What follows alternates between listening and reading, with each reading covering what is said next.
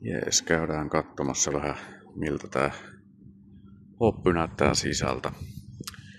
Eli kun ovesta astutaan sisään, niin täällä löytyy tää takavuode.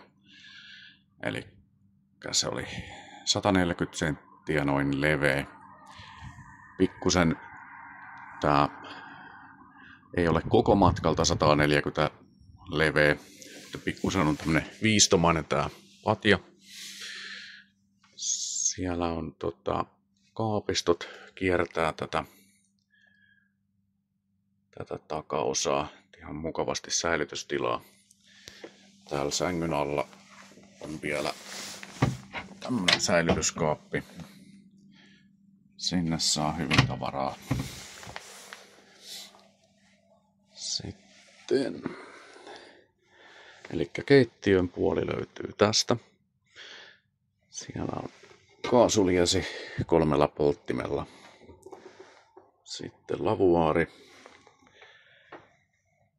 Alakaapistot löytyy täältä. Sitten yläkaapistot. Täällä on tämmönen luukku tonne alas ja siellä on sitten vielä ulos aukeaa tämmönen pikkuluukku. On jääkaappi, korkea iso kaappi ja siellä on sitten pakastelokero vielä ylhäällä. Kaapin yläpuolella on tämmönen säilytystilakaappi kanssa.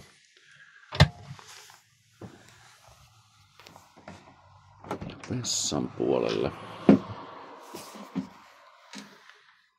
Vessa ja suihku löytyy täältä. Siellä on kattoluukku, tuo kivasti valoa. Suihkua ei ole meidän aikana kertaakaan käytetty. Peilikaapistot ja siellä sitten vielä LED-valaistukset.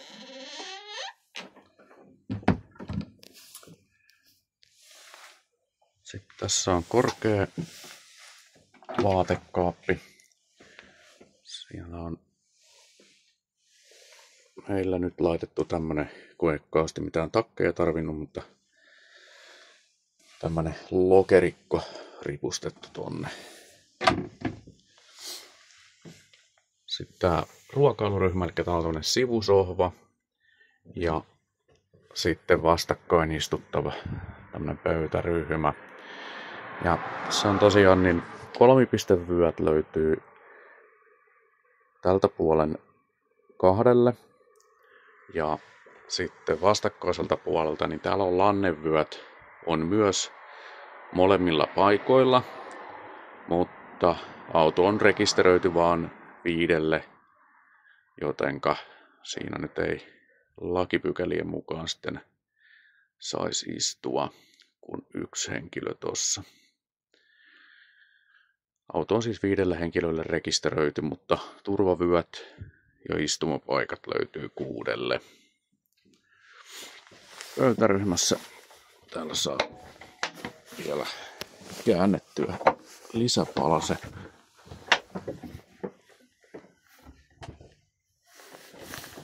Lisäpalanen, niin siinä mahtuu ihan mukavasti syömään sitten isompikin porukka.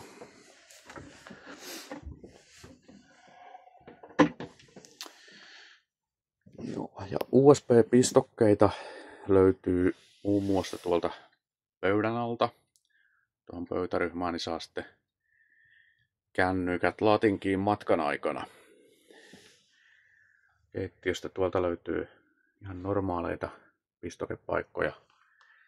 Telkkarille valmius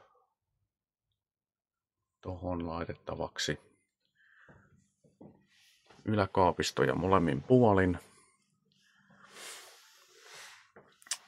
Ja sitten toi alkovin puoli, eli siellä on tilava, olisiko toi nyt ollut 150 senttiä leveä tää ikkuna tällä puolella. Tässä on nyt lisäpatja, koska tähän istuinryhmään saa tehtyä itse asiassa todella helposti pedin. Eli tämä pöytä tiputetaan tästä pykälää alaspäin, jolloin tähän saa yhden sängyn näin päin. Meillä on 10-vuotias, jossa nukkunut joka reissulla, niin tässä, että hän on tehty hänelle peti. Tän saa myös levitettyä noilla jatkopaloilla, mitkä mukana on, niin tähän täysleveäksi saa tehtyä tämmöisen sängyn, jotenka tässä sitten voi poikittain nukkua, ja se on sitten aika ison kokoinen.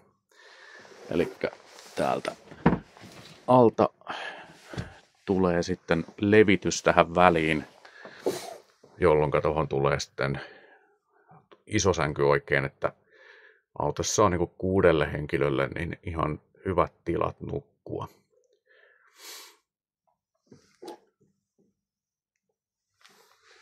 Ohjaamon puolella tämä nyt on aika perinteistä, ei mitään ihmeellisyyksiä. Siellä löytyy auton alkuperäinen soitin ja navigointi. Mulla nyt on tuossa ollut tommonen Garminin camper-navi. Se ei nyt sisälly kauppaan, mutta olen käyttänyt sellaista.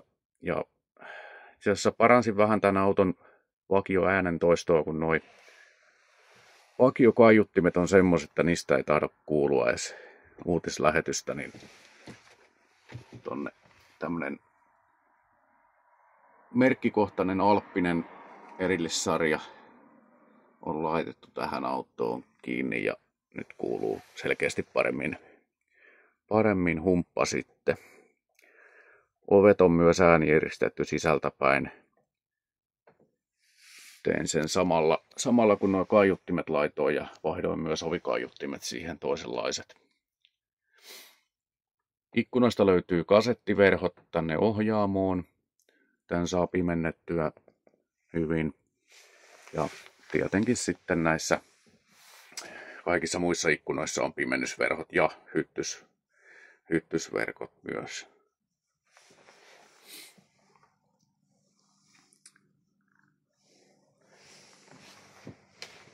Ja.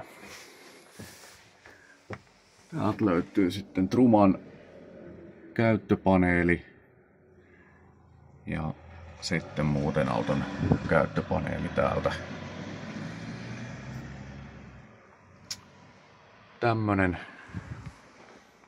Tämmönen auto olisi tarjolla. Ei muuta kuin soittoa tai laitat viestiä, jos kiinnostuit. Niin. Kiitos.